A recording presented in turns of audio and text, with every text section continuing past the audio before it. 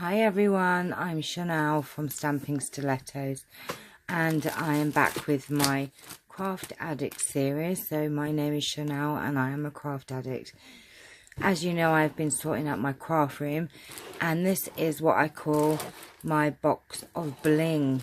So I wanted to have a look through it and see exactly what I have, and when I buy new bling I put it in this box. So are you ready to see what is in here? So I'm going to put this to the side and I'm going to show you. So we have these lovely black rhinestone jewels, and these are from Stampin' Up, never been used. Gorgeous butterflies and like diamante almost things, and they're stickers of course.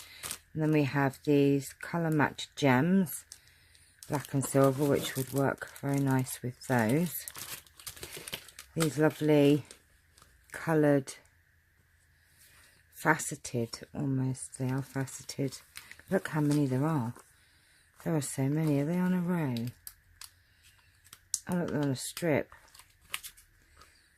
So you could do a row of them. That's quite handy actually, because sometimes it's quite time consuming when you've got to put lots on.